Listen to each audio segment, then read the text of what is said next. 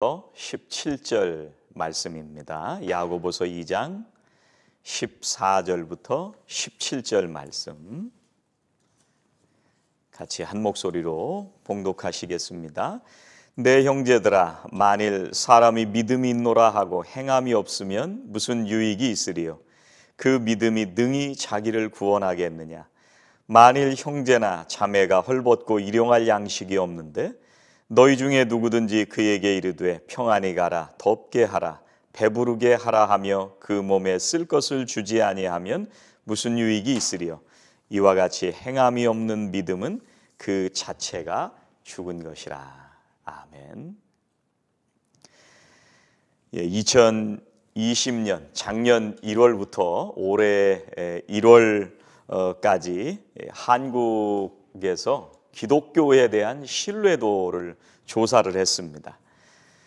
그래서 매우 신뢰한다, 또 약간 신뢰한다라고 하는 수치는 작년에 32%의 신뢰를 얻었는데 올해는 21%로 떨어졌습니다. 그리고 전혀 신뢰하지 않는다, 그리고 별로 신뢰하지 않는다는 것은 64%에서 76%로 늘어났습니다. 그래서 이 76%까지 기독교를 전혀 신뢰하지 않는다 또는 신뢰하지 않는다, 이 얘기는 거의 신뢰하지 않는다는 얘기입니다. 다른 통계도 있는데요. 크리스천 투데이에서 종교별로 신뢰도를 조사했는데 이 로만 캐톨릭, 우리가 아는 천주교는 41%입니다. 그리고 불교는 33%입니다. 기독교는 얼마인지 아세요? 20%예요. 기독교와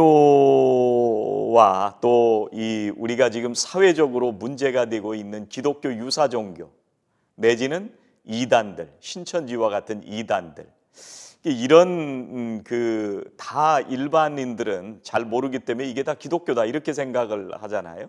최근까지 한국에서 이제 IM 선교회라고 하는 그 선교회에서 집단 감염이 되어서 기독교의 신뢰도가 점점 더 떨어지고 있습니다. 이 교회의 위상이 정말 바닥까지 떨어지고, 이런 시대에 어떻게 전도를 할 수 있을까? 정말 막막한 그런 상황에 우리들이 신앙생활을 하고 있습니다. 이런 세상에서 우리가 어떻게 신앙생활을 할까? 우리가 말씀을 듣기는 듣지만 또 우리가 이 시대에 클릭 한 번이면 어떤 교회든지 우리가 설교를 들을 수는 있는데, 그런데 문제는 그 말씀을 듣는 대로 우리가 살지 못한다는 데서 나오는 그런 현상이라고 할 수가 있습니다. 믿는 것과 사는 것이 다르다는 데서 오는 그런 현상입니다. 여러분, 오늘 우리가 읽은 이 본문 말씀은요, 행함이 없는 믿음은 죽은 믿음이다 이렇게 말씀을 하시거든요. 이 살아있는 믿음으로 살기 위해서는 우리가 어떻게 해야 될까? 우리가 열심히 신앙생활하고 헌신하고 봉사하고 신앙생활을 하면서 살아가는데 방향이 잘못되면 우리가 신앙생활을 잘못할 수가 있어요. 그래서 우리 교회가 추구하는 한 가지는 뭐냐면, 예수님께서 가장 중요하다고 하는 것을 우리도 중요하다고 생각하면서 그 방향으로 나아가는 겁니다. 그게 우리 교회입니다. 주님의 소원을 이루어드리는 것이 제일 중요하게 생각하면서 우리가 신앙생활을 하는 겁니다. 우리가 모여서 통성으로 기도하고 찬양하고 속회로 모이는데, 그리고 또 기도 응답은 우리가 경험하게 되는데, 그런데 복음을 전하지 않는 교회로 나아가고 있다? 그럼 방향이 잘못된 거예요. 살아있는 믿음은 행함이 있는 믿음인데 목적이 같은, 방향이 같은 믿음이 살아있는 믿음입니다. 한 방향으로 교회가 갈 때 그 믿음이 살아있다. 예수님께서 제자들을 부르시거든요. 12명의 제자를 부르시는데 예수님께서 이 사람들을 부를 때 열심히 세상에서 일하고 있는 사람들을 부르셨습니다. 그리고 예수님께서 이 사람들이 앞으로 주님의 일을 감당할 사람으로 세우셨습니다. 그리고 예수님이 이제 안 계실 때 제자들에게 이 사명을 맡겨주시기 위해서 제자들을 부르셨습니다. 그래서 제자들이 앞으로 신앙생활을 해나가면서 어떤 방향으로 살아가야 될 건가? 사람을 낚는 어부가 되게 하리라. 이게 방향입니다. 그 방향이 맞을 때 살아있는 믿음이 되는 거죠. 그 제자들이 열정이 넘치는 사람들이 있었거든요. 그런데 주님께서 새로 맡겨주신 그런 일들을 어떻게 해야 하는지는 몰랐습니다. 어떤 방향으로, 어떤 목적으로 가야 되는지를 잘 알질 못했습니다. 그래서 이 사람들이 해야 되는 것은 고기 잡는 어부의 방향이 아니라 사람을 낚는 어부의 방향으로 전환시켜 주신 것입니다. 방향을 조정해 주신 거죠. 예수님은 초신자였던 이 제자들에게 어떤 방향으로 사역을 해야 될까 하는 것을 말씀해 주셨습니다. 복음을 전파하기 위해서 이 처음으로 12명의 제자들을 파송하시기 전에 예수님이 하신 일은 어디에 가서 무엇을 말하고 어떻게 신앙생활을 해야 될지 그 방향을 정해 주신 것입니다. 예수님께서 이 세상에서 사역하실 때요, 그 유대인들은 신앙생활을 잘 못한 사람들이 아니거든요. 유대인들도 그 당시에 굉장히 열정적으로 신앙생활을 하던 사람들입니다. 그런데 예수님이 뭐라고 말씀하시냐면요, 마태복음 9장 37절에 보니까 이에 제자들에게 이르시되 추수할 것은 많되 일꾼이 적으니 이렇게 말씀을 하세요. 이 추수할 때를 맞이한 이 농부의 마음이 어떨까? 여러분 한번 상상해 보시기 바랍니다. 예수님이 이 비유를 통해서 그 당시의 상황을 말씀을 해 주십니다. 추수할 곡식이 논과 밭에 가득하게 넘쳐나는 모습을 보면 농부는 마음이 조급해집니다. 왜 그러냐면 그 곡식들이 너무 소중하기 때문에 그런 거예요. 논과 밭에 익어가고 이제 조금만 지나면 떨어지게 될 텐데 그 곡식들이 너무너무 소중한 거예요. 여러분, 예수님은 추수할 것이 많다고 이렇게 말씀하셨습니다. 돌멩이가 아주 많다든가 바다에 모래알이 많다 이렇게 말씀하시질 않고요, 추수할 것이 많다, 중요하다는 얘기예요. 예수님 주변에 모여드는 수많은 사람들, 성경에는 무리들이 예수님을 따랐다 이렇게 표현을 하고 있는데 예수님은 이 사람들 모두를 붙잡아 주셔야 되고 복음을 전해 주셔야 되고 생명을 전해서 살려 주셔야 하는 그런 소중한 추수해야 될 사람들로 보셨던 거죠.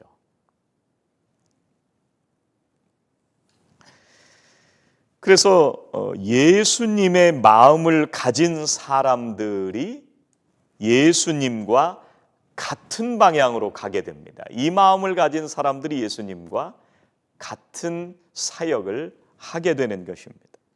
여러분, 예수님이 사셨던 이 이스라엘 나라는요, 유대교라는 것이 이 국가의 중요한 근간을 이루는 종교였습니다. 그래서 가장 중요한 이념이기도 하고 정치 조직이기도 했습니다. 그래서 그 당시에 유능한 사람들은 모두 유대교에서 출세하기를 바랬습니다. 그리고 유대교 지도자가 됐는데, 그런데 예수님은 추수할 일꾼이 없다 이렇게 한탄하셨습니다. 여러분, 예수님 시대 유대교 지도자들은 이 추수를 기다리는 사람들을 위해서 추수할 만한 일꾼이 못 됐다는 말씀이잖아요. 여러분, 이 유대인들이요, 성경 지식이 부족한 사람들이었을까요? 여러분, 유대인들이 정기적으로 기도하지 않는 사람들이었을까요? 여러분, 유대인들이 구제를 하지 않는 사람들인가요? 이 사람들이 종교적으로 정치적으로 조직이나 권세가 없어서 그랬을까요? 그게 아니죠. 그 모든 것에 있어서는 다 좋았는데, 그런데 이 사람들에게 결정적으로 없었던 것이 한 가지가 있었는데, 예수님의 마음이 없었습니다. 그러니까 방향이 잘못되어 가는 거죠.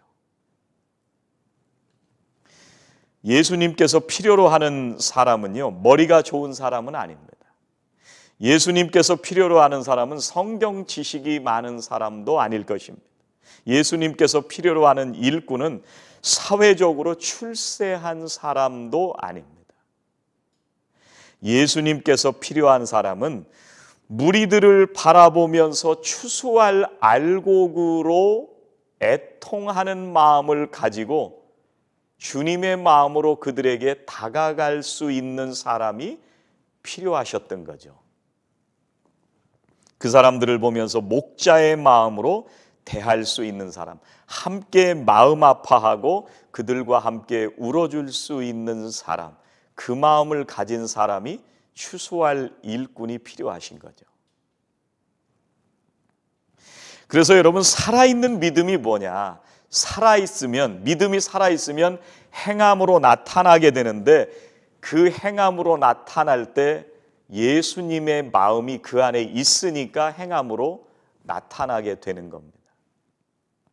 예수님은 사람들을 바라보실 때 항상 긍휼한 마음을 가지셨습니다.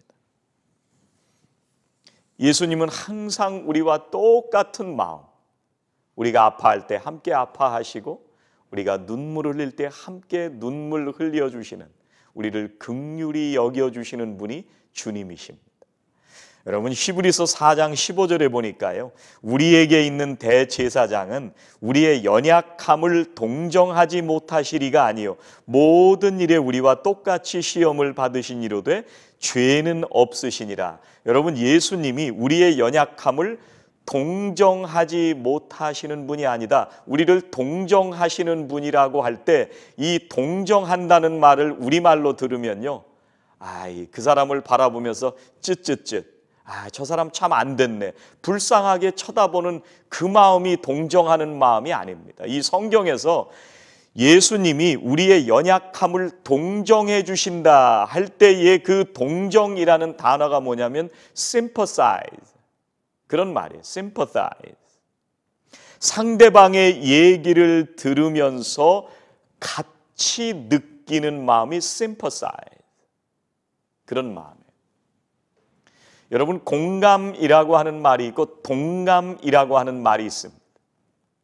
공감은요, empathy, 그런 말인데, 이것은 into suffering이에요. 이거는 그 사람의 고통 속으로 들어간다, 이 얘기인데, 나는 경험이 없지만 상대방이 얼마나 아플까 나는 느끼지 못하지만 그럴 수 있겠구나, 나는 느낌이 없어도 상대가 느끼는 그 입장이나 감정을 내가 이해한다, 이게 이제 공감이에요. 공감. 이 공감도 참 하기 어려운 건데, 그런데 지금 예수님이 연약함을 동정하지 못하신다, 여기 이 동정이라고 하는 말은 뭐냐면 sympathy예요. sympathy. 이거는 same suffering입니다. 똑같은 고통을 느끼신다는 거예요.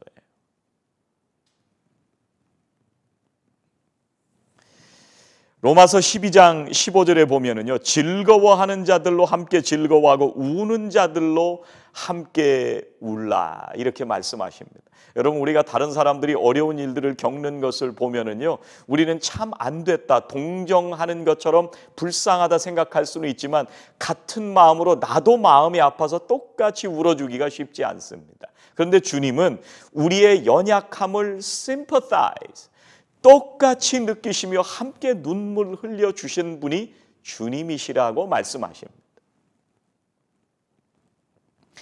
여러분, 구원받은 사람들이 살아가는 방식이 뭐냐면 우는 자들로 함께 우는 것. 이게 우리가 살아있는 믿음을 사는 방식입니다. 그게 행함이 있는 믿음인데 오늘 15절 16절에 뭐라고 표현을 하고 있느냐면 이렇게 말씀하세요. 만일 형제나 자매가 헐벗고 일용할 양식이 없는데 너희 중에 누구든지 그에게 이르되 평안히 가라 덥게 하라 배부르게 하라 하며 그 몸에 쓸 것을 주지 아니하면 무슨 유익이 있으리요. 여러분, 남들 불쌍한 걸 보면서 공감합니다. 나는 그렇게 경험을 못했어도 많이 힘들겠네. 함께 그걸 이해할 수 있다는 마음은 들을 수 있습니다. 그런데 그 사람이 정말 아프다는 걸 나도 똑같이 동감한다면, sympathize 한다면 그냥 평안히 가라, 덥게 하라, 배부르게 하라 말만 할 수가 없다는 얘기입니다. 동감하는 사람은, 예수님의 마음으로 긍휼히 여기는 마음을 가진 사람은 그 사람이 쓸 것을 주게 된다는 겁니다. 그러니까 행함이 나올 수밖에 없는 겁니다.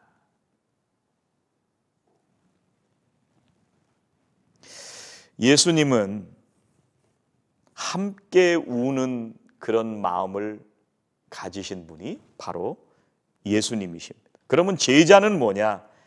예수님의 그 마음을 나도 닮아서 같은 마음으로 다른 사람의 필요를 섬길 수 있는 사람, 이 사람이 제자입니다. 그게 행함이 있는 믿음, 살아있는 믿음입니다. 여러분, 일전에 한번 그런 책을 소개해드린 적이 있는데 The Church and the Roman Empire라는 그런 책이 있습니다. 교회와 로마 제국 이런 그런 책인데 거기 무슨 얘기가 나오냐면 초대교회 당시에 이 전염병이 돌았던 거예요. 그런데 키프리아누스라고 하는 이 주교가 예수님이 보여주신 본을 따라서 살아라 이렇게 설교를 하는 거예요. 믿는 예수님의 제자라면 예수님께서 보여주신 본을 따라서 살아라. 그러기 위해서는 그리스도인들을 역병을 앓고 있는 그 사람들을 돌보는 대로 나아가게 했습니다.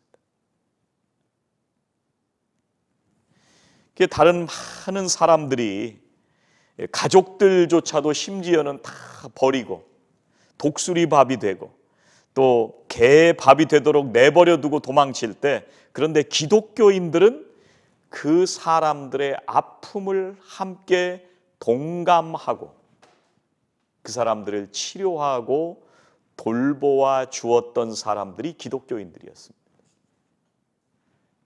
그러니까 신뢰도가 높았던 거죠. 저는 오늘 예배를 드리는 우리 교회 성도님들이 이 시대에 정말 영향력이 있는 그런 성도님들이 다 되셨으면 좋겠습니다. 그래서 우리 성도님들이 얘기하면요, 야, 내가 믿는 하나님 나도 좀 믿어봤으면 좋겠다. 나도 예수 믿고 싶다. 이런 마음이 저절로 드는 그런 교인들이 다 되었으면 좋겠습니다. 여러분, 우리가 지금 차드 차량 선교 헌금을 하고 있잖아요. 여러분, 우리가 이 선교사님을 생각을 하면은요, 정말 뙤약볕에서 사역을 하면서 정말 오래된 차를 몰고 다니면서 중간중간 막 이 차가 고장나서 서서 사역을 잘 감당할 수도 없고 정말 어려운 일들을 많이 겪고 있는데, 이 선교사님들은 정말 이 차량이라고 하는 것이 발과 같은 거죠. 그래서 우리처럼 이렇게 포장이 잘 돼 있는 길이 아니고요. 여러분, 호피 선교지 가보셔도 거기는 많이 개발이 됐지만 여러분, 도미니카 같은 데 가면은요, 도로가 포장된 데가 거의 없어요. 멕시코 미션 저도 여러 번 갔다 왔는데 멕시코 한번 가보세요. 포장된 도로가 없어요. 여러분, 옛날에 저는 장두훈 선교사님 얘기만 하면 저는 늘 눈물이 나는데, 장두훈 선교사님이 차 때문에 돌아가셨잖아요. 우리가 이 선교사의 그 마음을 동감하면서 그분이 어떤 열정으로 사역을 감당하고 그 사역을 감당할 때에 차량이 가다가 고장이 나서 길가에 서서 그 뙤약볕에서 고생을 하고 비포장도로를 달리면서 수없이 많은 그 어려움을 겪고 있는 그 상황에 우리가 동감하는 마음으로 지금 차들을 위한 선교에 참여하고 있잖아요. 여러분, 그래서 저는 우리 교회 성도님들이 너무 자랑스럽습니다.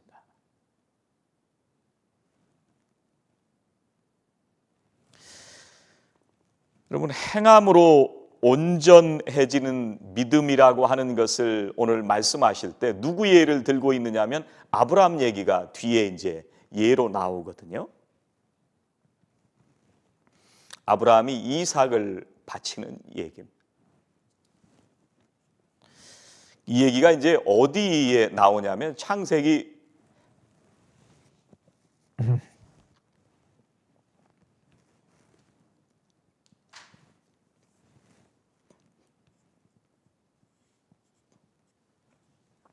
22장에 이제 나오는 얘기거든요. 하나님께서 아브라함에게 이삭을 번제물로 드리라고 이제 그렇게 말씀을 하세요. 그러면서 창세기 22장 1절에 보니까 그 일 후에 하나님이 아브라함을 시험하시려고 그를 부르시되 아브라함 하시니 그가 이르되 내가 여기 있나이다. 하나님이 아브라함을 시험하신다고 그렇게 말씀을 하십니다. 이 시험은요, 사탄이 시험을 하면 그게 유혹이 됩니다. 유혹. 그래서 사탄이 시험할 때는 언제나 신앙인들을 실족하게 하고 파멸시키는 방향으로 나아갑니다. 그런데 하나님께서 우리에게 시험하신다 이 얘기는요, 테스트 하시는 건데, 근데 이 테스트 하시는 목적이 뭐냐면 우리를 힘들게 하시기 위해서, 골탕 먹이시기 위해서 우리를 시험하시는 게 아니거든요. 여러분, 우리가 시험을 본다 이렇게 얘기를 하면 우리가 공부를 하다가 열심히 시험 공부를 해가지고 내 실력이 그 시험을 준비하면서 실력이 자라나잖아요. 그리고 그 시험을 보면서 내가 답이 무엇인지를 찾아가는 과정이 시험입니다. 그래서 내가 신앙생활을 하면서 하나님께서 시험을 주신다. 이것은 내가 무엇이 바른 신앙에 가야 할 길인지를 하나님께서 나에게 찾게 해주시는 과정입니다. 그래서 하나님을 믿는 자녀들이 어떻게 살아야 할지 우리에게 알게 하시는 것이 그것이 시험이에요. 우리를 훈련하기 위해서 하나님께서 아브라함을 부르신 겁니다. 그런데 여러분, 여기서 이 하나님께서 이 아브라함을 시험하셨다 이렇게 말씀하시는데 그 하나님이 어떤 하나님이시냐면요, 75세의 아브라함을 불러내신 하나님이십니다. 그리고 그 이후에도요, 아브라함이 실수하고 수없이 넘어지고 끊임없이 하나님을 믿지 못하는 그 아브라함을 끝까지 붙잡아 주시는 그 하나님이 지금 이삭을 바치라고 말씀하시는 거예요. 여러분, 그 하나님은 나이가 들어있는 아브라함의 부부에게 축복을 약속하시고 이삭을 허락해 주시는 그 하나님이십니다. 영원하신 하나님, 우리의 모든 것을 아시고 우리를 사랑하시고 돌보아 주시는 하나님, 아브라함은 긴 시간 동안 그 하나님을 알게 된 거죠. 그래서 그 하나님께서 네 아들 이삭을 나에게 바쳐라 이렇게 말씀하시는 겁니다. 여러분, 그래서 아브라함은 내 모든 것이 하나님의 것이라고 하는 걸 알게 됐습니다. 나에게 주신 자식이나 나에게 주신 시간과 물질, 모든 것들이 하나님의 것이라고 하는 그런 믿음의 고백을 가지게 되었습니다. 그래서 아브라함은 조금도 망설이지 않고 하나님께 그 아들 이삭을 바치게 되는 것입니다. 여러분, 아브라함이 그 다음날 아침에 일찍 일어났다, 이렇게 이제 창세기의 말씀에 보면 나오게 되는데요. 여러분, 밤새 고민한 사람은 일찍 일어나서 그렇게 못 갑니다. 하나님께 정해진 한 가지의 마음, 그 하나님을 향해서 일찍 일어나서 모리아 산을 향해서 아브라함이 갔던 것입니다. 아브라함이 아들을 바친다는 것은요, 자기 자신을 전부 다 바친다는 신앙의 고백입니다. 나의 모든 것은 하나님의 것이라고 하는 고백입니다. 그 어떤 것도 아낌없이 내가 하나님께 드릴 수 있다는 믿음이 아브라함에게 생겼다는 거죠. 여러분, 아브라함이 이삭을 모리아 산에서 바치게 되는데요, 솔로몬은 바로 그 자리에다가 예루살렘 성전을 지었습니다. 여러분, 역대하 3장 1절에 보니까요, 솔로몬이 예루살렘 모리아 산에 여호와의 전 건축하기를 시작하니, 어디다 세웠어요? 아브라함이 내 인생의 모든 것은 하나님의 것입니다 고백했던 그 산 위에다가 예루살렘 성전, 하나님을 예배하는 성전을 그 위에 세운 겁니다. 여러분, 그러면 예배가 뭐예요? 모든 것이 하나님의 것이라는 것을 고백하는 자리가 예배의 자리입니다. 내가 예배를 드릴 때마다 나의 모든 것은 하나님으로부터 왔습니다. 나의 모든 것은 하나님이 주인이십니다. 내 모든 것은 그 어떤 것도 아낌없이 내가 기쁨으로 하나님께 드릴 수 있습니다. 이 신앙의 고백을 하는 자리, 이게 우리가 예배 드리는 자리입니다. 그래서 예배는 모든 것이 하나님의 것이라고 하는 고백을 하는 자리가 바로 예배 드리는 자리입니다. 그래서 예수님을 사랑한다는 건 바로 이런 겁니다. 우리가 누군가를 사랑하잖아요. 우리가 누구를 사랑하면 그 사람을 위해서 쓰는 시간, 그 사람을 위해서 쓰는 물질, 이런 것들이 아깝지 않게 쓸 수 있는 것은 내가 그 사람을 사랑하기 때문에 그렇습니다. 그 사람을 위해서 내가 희생하는 것이 억지로 해서 하는 게 아니라 내가 기뻐서 하는 거죠. 아브라함이 행함이 있는 믿음이 있었다, 이 얘기는 하나님을 사랑하고 하나님을 위해서 드리는 모든 것들이 아깝지 않았다는 얘기입니다. 그래서 억지로 했던 것이 아니라 하나님을 사랑하는 마음으로 독생자 아들까지도, 하나밖에 없는 아들도 하나님께 드릴 수 있었던 것입니다. 그래서 여러분, 우리의 믿음이 자라날 때는 기쁨이 있습니다. 하나님을 사랑하니까. 그래서 그 하나님을 위해서 나의 모든 것들이 억지로 하는 것이 아니라 주님께서 나에게 맡겨주신 모든 것들을 감사하면서 내가 주님을 위해서 모든 것을 드릴 수 있습니다. 그 믿음의 고백이 점점 커져가면서 우리의 믿음이 자라나게 되고, 그러면서 우리는 그 안에서 기쁨을 누리게 되는 것입니다. 사랑하시는 우리 성도님들의 예배가 바로 이런 예배가 되셨으면 좋겠습니다. 우리 성도님들이 살아가는 그곳에서 여러분들에게 허락하신 모든 것들이 하나님께서 주신 것임을 고백하며 사시는 분들이 다 되셨으면 좋겠습니다. 그래서 이 땅에 무너져가는 교회를 다시 세우고 이 마지막 때에 생명을 살리는 이 거룩한 사역을 주님의 마음으로 감당하시면서 매일매일 살아있는 믿음으로 살아가시는 복된 성도들이 되시기를 주의 이름으로 축원합니다. 기도하시겠습니다. 하나님, 감사합니다. 오늘 저희들을 부르시고 하나님 앞에 나오게 하시고 이 시간 예배드리는 이 자리에서 우리의 모든 것들이 주님의 것임을 고백할 수 있는 믿음의 사람들이 되게 하심을 감사드립니다.